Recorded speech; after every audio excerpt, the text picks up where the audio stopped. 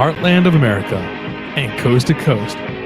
This is EM Student with Professor Dan Scott.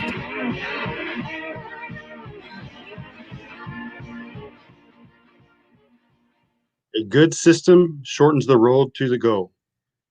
Orison Marden. Hello and welcome to EM Student. I am Dan Scott, and today we're going to learn about systems thinking, a subject that I highly encourage everyone to learn more about after this show, but also learn how to apply it in what they do. Today we are going to hear from two highly respected professors of emergency management and mentors of mine. Individually, they are great thinkers, researchers, contributors to everything that they get involved in. Together, they are change agents, and they are remarkable in their contributions and applications to emergency management, to the field of higher education. They are co-authors of the next generation core competencies for emergency management professionals. So welcome Dr. Steve Jensen and Dr. Shirley Feldman Jensen. Good morning. Good morning. Thank you, Daniel. Yeah. Good morning. Thank you so much for taking the time to come on today and talk with us and teach us about systems thinking, a subject that in itself it's a remarkable thing when you start actually looking at it and start expanding your mind on the way this thing works. So without wasting much time, I would like to just say, teach us about systems thinking. Well, thanks so much for having us on and being able to talk about the subject that's near and dear to my heart. Behind us there, you see at least a virtual depiction of California State University at Long Beach. And when I was a student there back in 1977, I had the privilege of attending a lecture by a budding physicist by the name of Fritjof Capra. And he started talking about systems and some of the things he had discovered in nuclear physics, and he found that they resonated in many ways all the way through nature.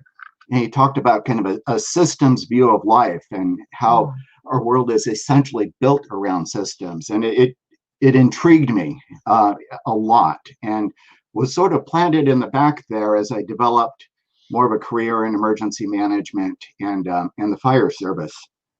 We'll fast forward to 1994.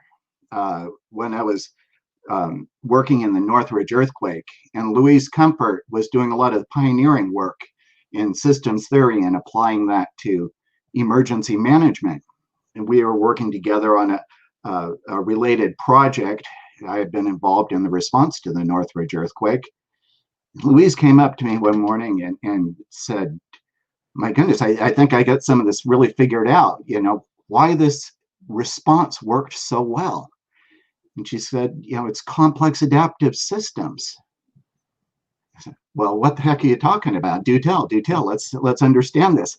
So she gave me a brief rundown of complex adaptive systems, and it really started to fit what we had seen emerging quite naturally in the Northridge earthquake, and what was, for the time, a very effective response to a very difficult circumstance. So what we want to do today is talk about this. What is systems thinking?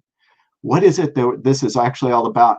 How has that been applied in different ways, not just in emergency management, but across the military, across the corporate sector?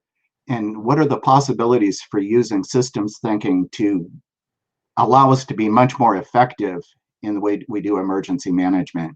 And along the way, we'll share some of the ways in which we've incorporated systems thinking into our curriculum at California State University at Long Beach. Well, yes, and I want to give you guys also to discuss at the end of the lesson the program that you guys have not only helped build but implement and teach at for our students out there who may be interested in pursuing more of their education. Well, thank you for that opportunity for a shameless plug there.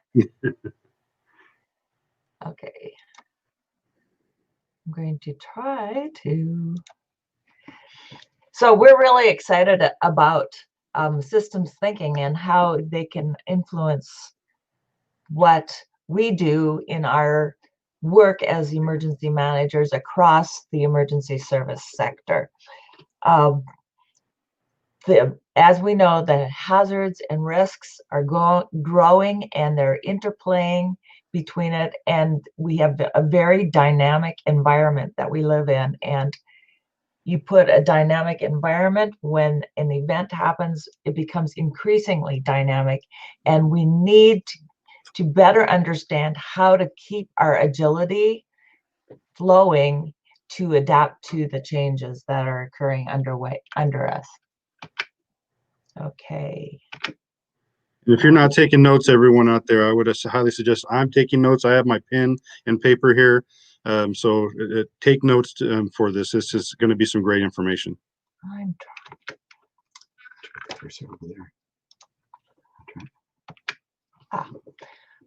trying to adapt my technical skills here. So I love Peter Senge's description of what systems thinking is, because it helps us shift how we look at things. Systems thinking is a discipline for seeking the wholes. It's a framework for seeing interrelationship rather than seeing patterns of change, rather than static snapshots. And this is really an important concept, and we'll come back to it, because traditionally we've been looking at a linear reductionist way to think. Everything is in a straight line, and we only see that window of that specific time and data point that we're covering. But a system sees interconnections and wholes, and it sees the patterns rather than the static snapshot of time. And so that is the difference that is very critical to how we need to learn to think, to stop seeing things in a linear, straight arrow kind of way, when we know the environment we work with is not linear or straight, and it's not a certain kind of thing. So we are no longer in a place where we are event-oriented in our thinking. We need to be thinking in loops and connections and structures instead of a linear sort of way, because root causes are not the individual nodes. They're really feedback loops that cause the interplay and the changes. So a system is defined as a network of interdependent entities that work together to achieve a common goal. The key properties of systems is the most important property of this pattern of organization that is common to all living systems is a network pattern.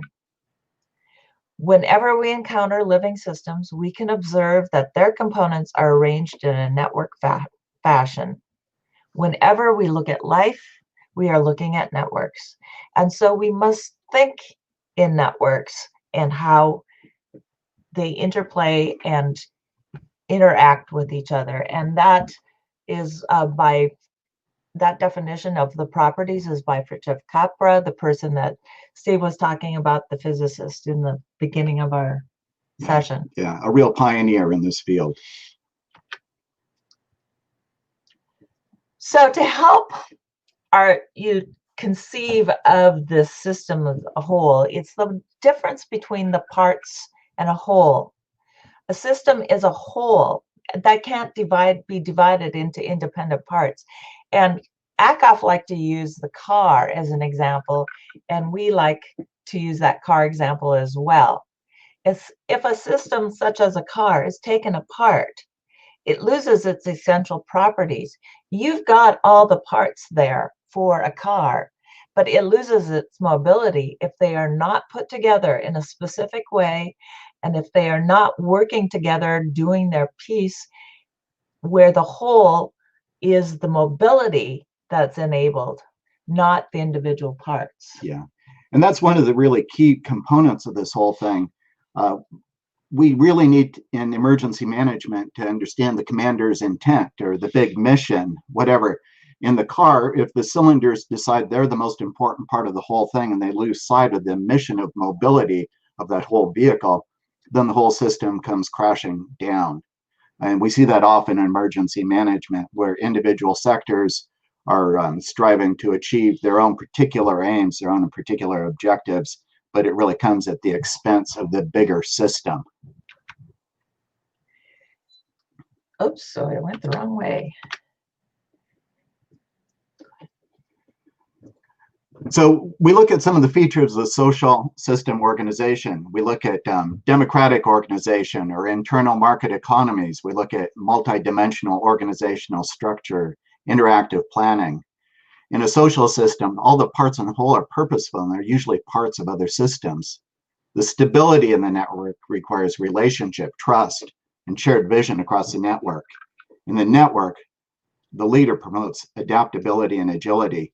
It's worth just highlighting for a few minutes here the work of Vildovsky, who wrote one of the seminal texts in our work, Searching for Safety. He was a policy person out of Berkeley, but he helped us identify that there's really two different ways of handling things. We can have a very anticipatory system, a very hierarchical system, if we understand exactly how things are going to unfold. Think about an accident in a nuclear power plant, for example. Hierarchy and rigidity may be dictated because the unfolding disaster could be fairly predictable. But when we start looking at broader society, the kind of things that we're seeing so prevalently today in 2020, we realize that there's so many variables and how they interact, how they work with each other is hard to predict. Therefore, we need a much more resilient or adaptive kind of a social organization to match the sort of threats that we have. Hence, systems thinking gives us a framework for being able to see that adaptive kind of a structure. So again, now after that brief introduction about what is systems thinking, again, we'd like to reiterate, it's the parts to the whole, and the whole is greater than the sum of its parts. Systems thinking is a discipline that sees wholes.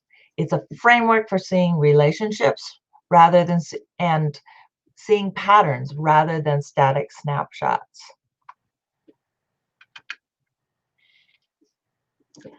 The design principles of our future social institutions, therefore, must be consistent with principles of organization that nature has evolved to sustain the web of life. And that's from Jeff Capra as well. And so as we look forward, we must learn to change our design principles of our social institutions to match what nature is giving us and what we deal with in nature too, and how it's unfolding. So there are some models out there for us to think about. Quantum physics has informed a lot of our understanding on organizational dynamics. Biological concepts inform organizational feedback and adaptability. And so we can better comprehend our organizational structures as complex interconnected systems. So some of these examples include the cellular model. So I'm going to take you back to your 5th grade biology class where you've learned about the cell structure and how complex and chemical oriented it is, where the cell's function in itself is designed by its parts giving chemical signals around it. But the cell doesn't exist in a vacuum. It exists with other cells, and the cells communicate together, and therefore it makes a really good biological model for organizational structure. And some have given evidence to the building blocks of the cellular form. Miles and his team have done a lot of work in this area.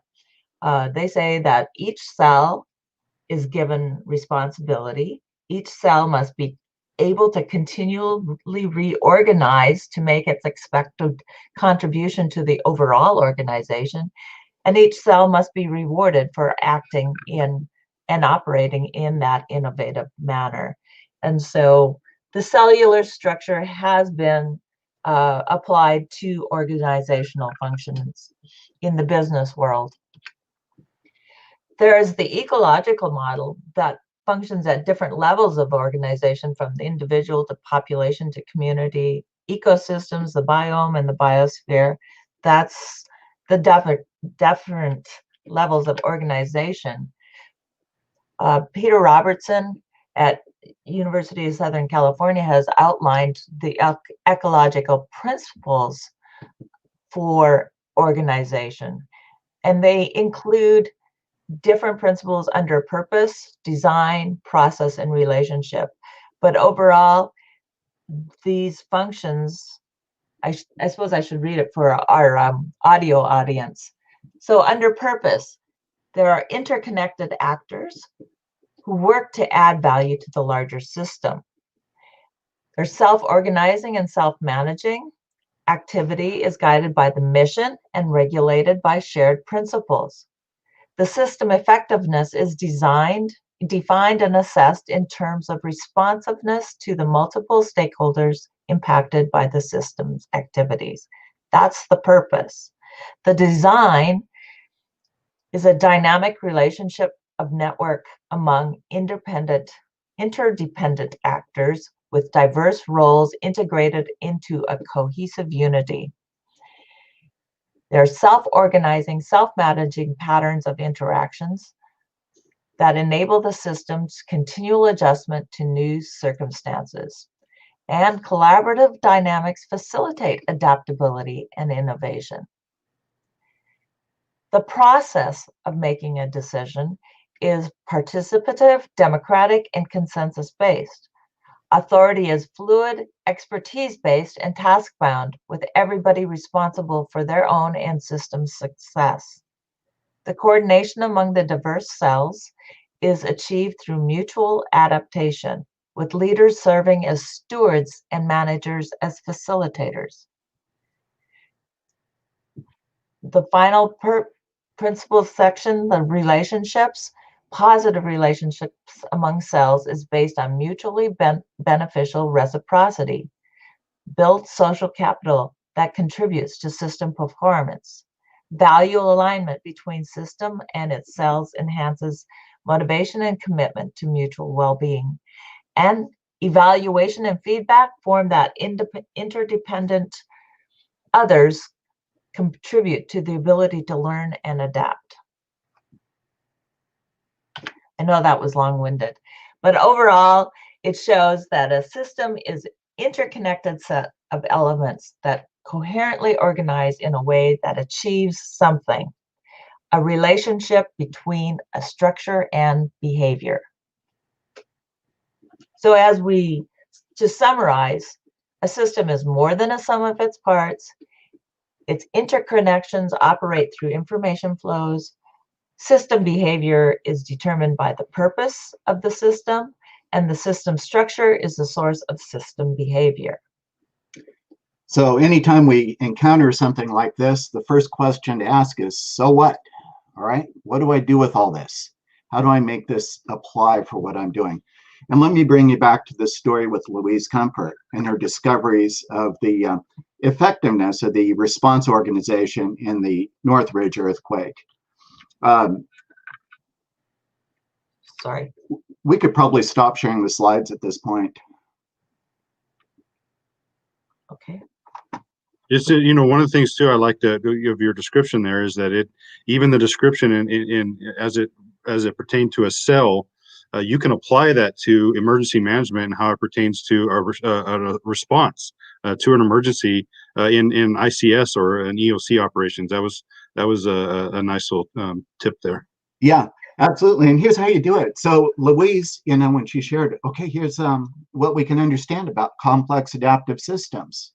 And all this research really helped her form up her ideas on how this applies to what we're doing in emergency management.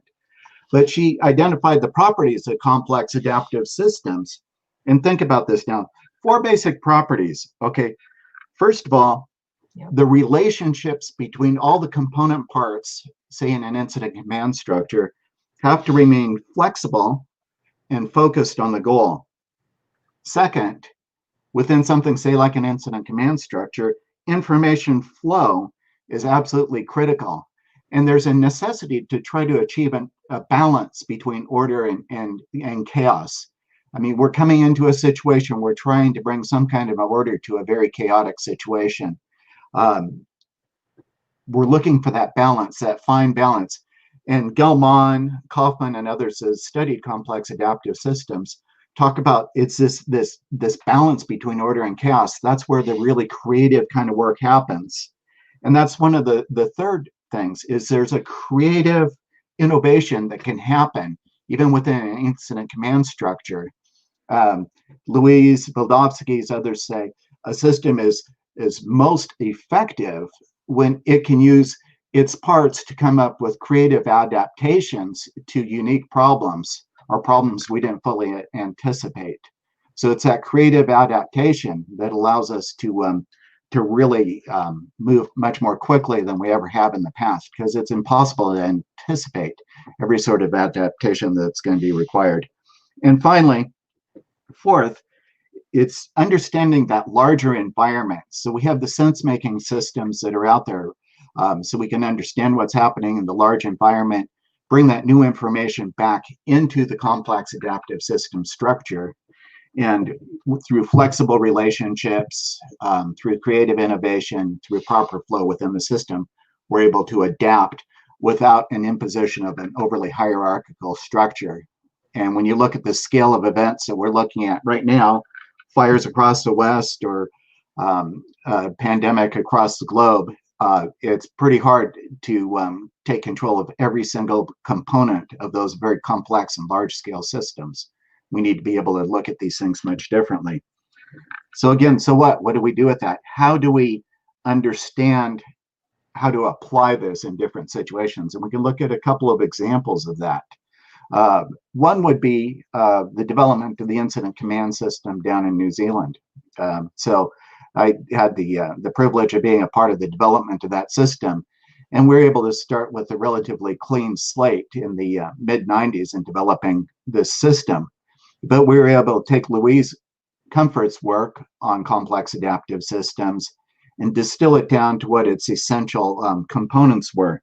And we decided it really needed to be focused on the commander's intent. We needed to make sure that everybody in the system understood what the mission was. They needed to be empowered. They needed to know their role.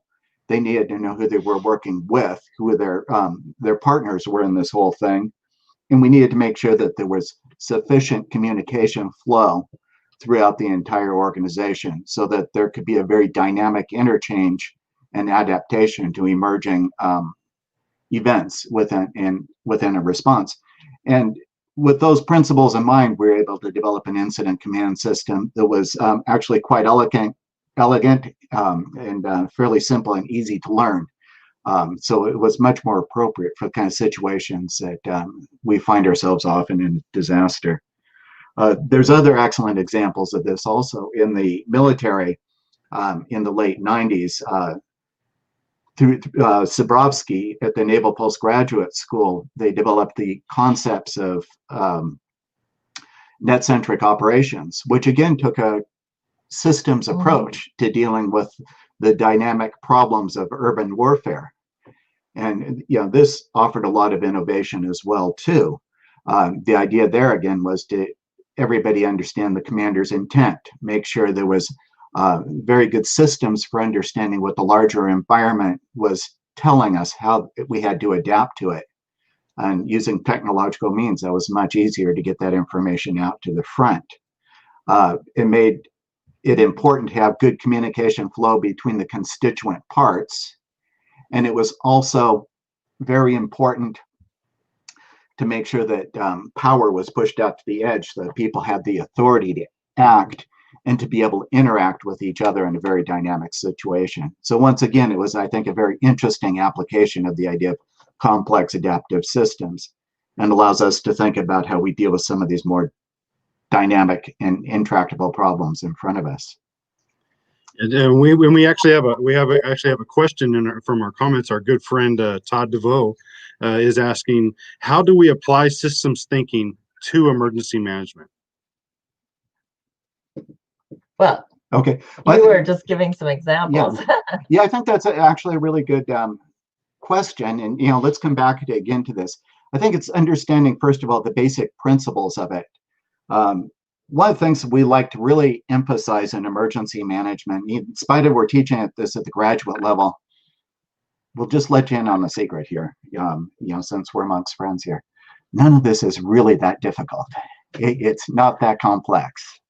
And of course, if people realize that, we wouldn't get the big bucks probably, but no, but we need to change our viewpoint of seeing things in a linear, static sort of way when we have a very complex, dynamic world, and we need to function in a complex, dynamic sort of way. And maybe to clarify some of the things Steve was saying earlier, complex adaptive systems is a system of systems. And when the systems work well in harmony, you see that in their functioning. There's resilience as a result. You see self-organization and you see hierarchy. So hierarchy builds over time, and you can think of it like nested networks. And it always starts with local and individual and small groups, and it builds to the grassroots, to the local, to the regional, to the state, to the country, to the international systems. So those systems, if you view it that way in a circular nested network sort of way, it's much easier to comprehend and how our nodes are interconnected between systems. So some of the people who might be on the peripheral edge of a local system, for example, but they're connected to other systems, and that is their much greater value, is that they connect to other systems, and therefore the information flow gets out much quicker. Yeah, but all this just brings us back to a solid view of reality. Do we understand how these things are unfolding? And more importantly, do we understand the places where we can intervene, given the authority that we actually have? And when we start to see things more clearly this way, we realize that there's all kinds of intervention points that are available to us, where we can really make a big difference by affecting how the system actually unfolds. I find it incredibly encouraging, and in my years, it's been enormously helpful to be able to understand the world in this way.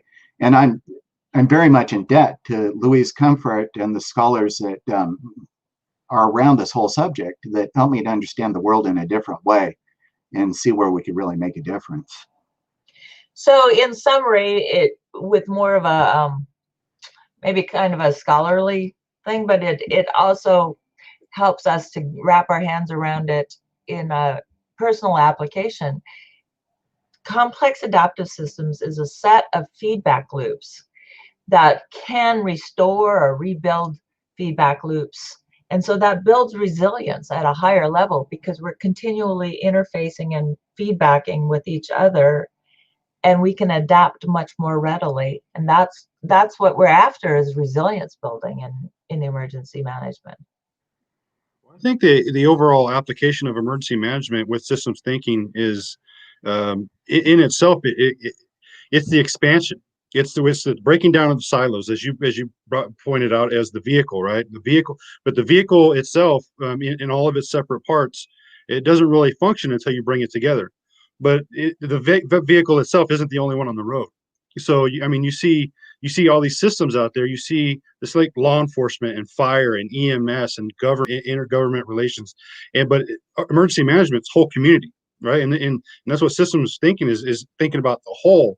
And you bring these parts that may have a purpose on their own, but you bring them together, and it's a much bigger picture serving a much bigger purpose, which is a whole community, which is what emergency management is all about, serving the whole community and the network and the frameworks that goes along with that. And it's knowing how each one of those things can work. Just because you have a vehicle put together that's running down the road and it's functional doesn't mean you can't improve on the process. It doesn't mean you can't make the vehicle faster. You can make it stronger. You can't make it more reliable. And systems thinking opens the mind and opens the process of seeing why it's important for all these different systems that are working, that maybe have an independent purpose, come together to work together for the whole, to see the whole big picture. And breaking down the silos is what's very important, especially when it comes to emergency services, because you do have silos. Is breaking those silos down, and I think that's one of the biggest purposes emergency management has, is to help break down those silos and bring people together. And it's really important to remember that the whole is greater than the sum of the parts. Yeah, we shouldn't underestimate how difficult that actually is. So we think about bureaucracy, and that comes back to a form of management that very deliberately tried to put people in very rigid hierarchies with the idea that if we did that, we could keep them from being corrupt and stealing each other's work and stealing from the public coffers. So even the word bureau comes from the idea of drawers, where everybody was in a separate drawer and isolated from each other. So these became very hierarchical systems. And these are the legacies that we're dealing with right now. So the situation out there demands that we take a much different approach along systems thinking about breaking down the silos. But the reality is a lot of the organization structures out there are continuing to reinforce those silos. And many people are incented to keep those silo structures the way they are. So we're in this time of transition where the demands out there are very, very large. We can only think of our response to the pandemic, our response to the wildfires in the West, to the hurricane problems we have, let alone who knows what else is likely to happen. So if we're going to get out of this spiral into ever-increasing disasters, we have to find new ways of looking at them. There's been a lot of work that's been done in this area. Harvard leadership did some very interesting work on the idea of meta leadership and giving real substance to how we break down those silos between organizations. And we teach extensively off of their work.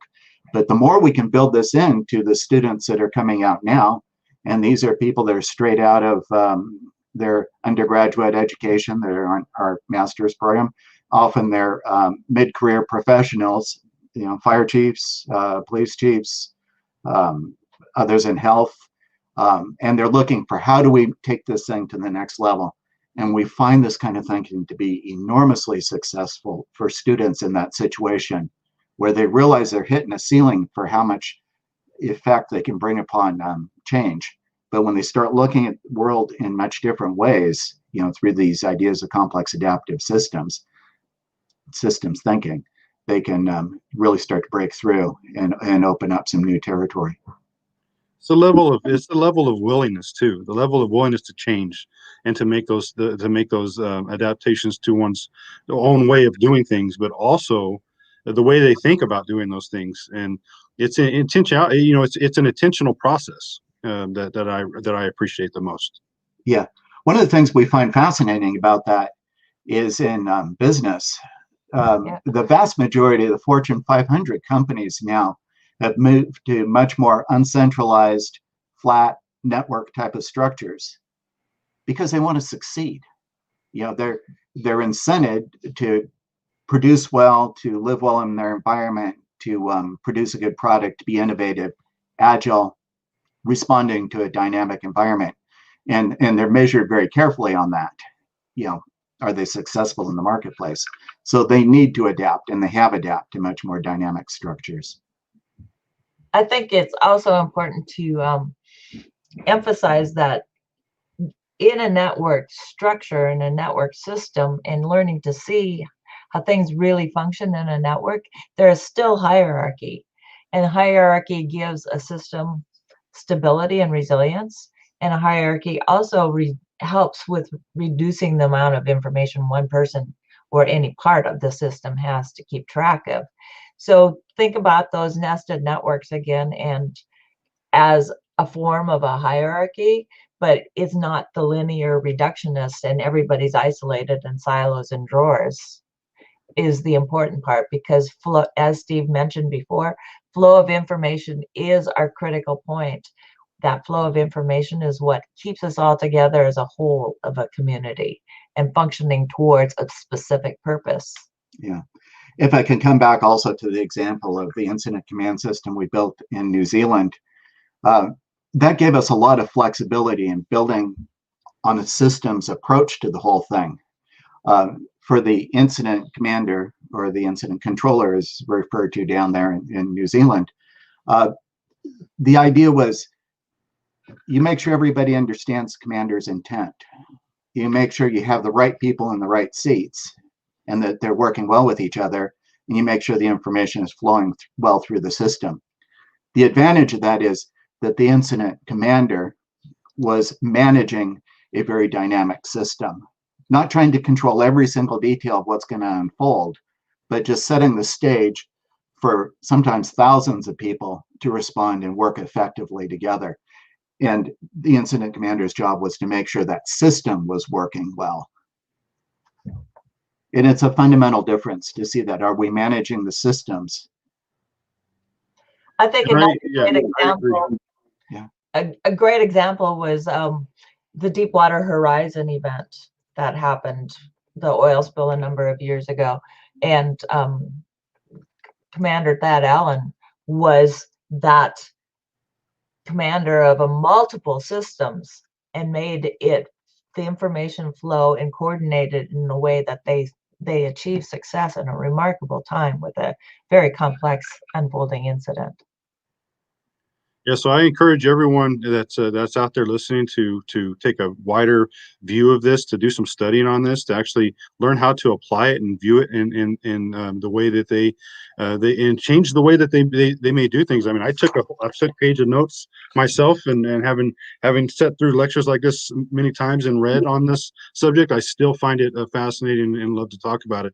So thank you very much for coming on and describing this and teaching us this system. But what I want to transition to is I want to give you the chance, as you said, the shameless plug, but I want you to talk about your, the CSU Long Beach program, the master's program out there, and the system not only that you helped build and design, but are currently teaching it. Okay. Well, we were fortunate. The program's been up and running for since 2008, and it took over from a face-to-face program that was in place since the late 1990s. When we took over and reformed it, we were able to take Wayne Blanchard's work on core competencies, phenomenal work that was done from FEMA and their higher education program that really identified the competencies that would be required in emergency management. And we structured the whole program around that work that he had done. The program has since evolved. We created it on the fly. It was one of those situations where we're building the airplane as we're flying it, which is often the case in higher education, I'm afraid to admit. But that's okay. With solid grounding and complex adaptive systems, we're able to build that into a number of our courses. We're able to continually refine that through feedback from the students.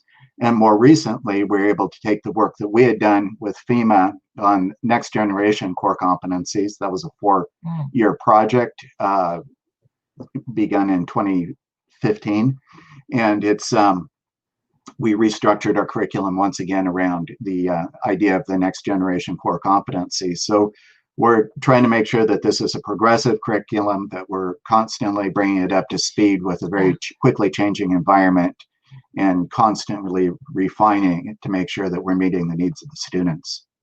But we're a tough program, and we don't take any guff about that. People have to work hard, but we're moving in very difficult circumstances right now. So it's important to actually learn this material well. Just to cite Dr. Jensen, is if people who want to be responsible for thousands of people in their darkest hour, they have to be prepared. Yeah, they need to be. I think that's amazing. That is an amazing thing. It's an amazing thing for you to even to say that, just outright, because a lot of the issues we have, and especially with promoting programs that are out there, degree programs, and I've told this to you many times, is those that you just happen to pay for that don't really have any high standards, and they're going to give you a passing grade because you paid your tuition, versus those who made you earn it, learn what you were there to practice, and prove that you knew what you were doing before they gave you that grade. They made you earn that grade, they earned that degree, and it's something to be proud of, versus someone who just went in and these programs that are out there. And so your program, to say that openly, it's a tough program. You have to earn your way through it, and you're going to learn as you do it, and you're going to learn how to be a better emergency services operator, emergency management professional. Yeah, we think of ourselves, as doctors, but we don't deal with individual patients. We deal with populations as a whole. Whether it's in an organization or a city, or whatever. Yeah, I see one question from Todd, and that's probably a good one to finish on here, though. But how important is cross training, or at least understanding how each role functions in a system? And that's one of the benefits of our program is we're an emergency services administration degree, that we focus on the principles of emergency management to bring that home. But we have fire, police, we have public health people, we have special forces, we have all kinds of people in the emergency services sector and related sectors working together. They interact with each other constantly. That's built into the way we deliver the program, whether it's on discussion boards or group projects or whatever. That's how we do our work in emergency management. That's how we should educate for it as well, too. So we need to understand that whether as a fire chief or in law enforcement or whatever, we're bringing a unique perspective, but the idea is to achieve the overall goal of building a much more resilient community, something that's appropriate for the kind of threats that we face. And we've structured it so that the students really learn the perspective of the other entities and the other specializations so that they can work together better. So I have shared the link to your program in our show notes so people could identify that. But where can you tell us briefly where they could find you and where they could find you, Shirley and Steve, but also where they could look for and learn more about your program? Go ahead. It's the Emergency Services Administration. We're in the School of Criminology, Criminal Justice, and Emergency Management. And we also function with our continual professional and international education college to deliver it in a online format, because people are in different time zones and different work schedules across the emergency services. So online works best. And we've developed quite a intensively interactive one. So if you go to California State University Long Beach website, you can look up the program through either the CPI college, the CPIE college, or through the Criminology, Criminal Justice, and Emergency Management School. Yeah. Sorry, that's a mouthful. Yeah. I should add one thing too. We need to practice what we preach. So we work very collaboratively with higher education across the United States and in fact across the globe. So we have very, very tight working relationships with State University of New York, with Arkansas Tech University that has a brilliant program. We help emerging programs find their way. We're partnering with Arizona State University now on a new initiative on fire. And we work closely with Massey University in New Zealand, just to name a few. So we're always happy to share anything that we've got, because we want to see all of higher education lifted up and not see ourselves as competitors. And that's a great thing. And that leads me to, just the how willing you are to share your time with, and you did that with me. That's how we got to know each other. And when I reached out to you when we got back we actually met at the conference back at EMI, but how willing you were to share your time with me, and now you're sharing your time as mentors and also colleagues. So just the thank you. I think that's the best thing you can give somebody. That's the most valuable thing you can give somebody is your time. And I truly appreciate that in what you do, what you contribute to the profession, what you contribute to me individually. So I really truly appreciate that. Thank you for giving the EM student listeners your time today. And the fact that you were able to come and give us this information is amazing, but also that you share it and your time so willingly with those who are wanting to be better at what they do. I appreciate that. Thank you. It's our pleasure. Our pleasure. Yeah, thanks for what you're doing here as well, and your graciousness.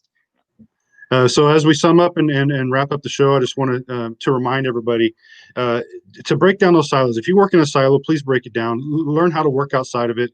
Learn the other areas of that would help you do things better. Learn and apply systems thinking in what you do to break down the silos of how it goes, and bring in others to work with, to work better as a whole. The whole community, emergency management is whole community. And if you're a student on here, and you're the aspect of working with everybody, no matter where they're from, will help you drive a system so much better than if you're doing it by yourself. Once again, this is Dan Scott, and I'll talk to you soon.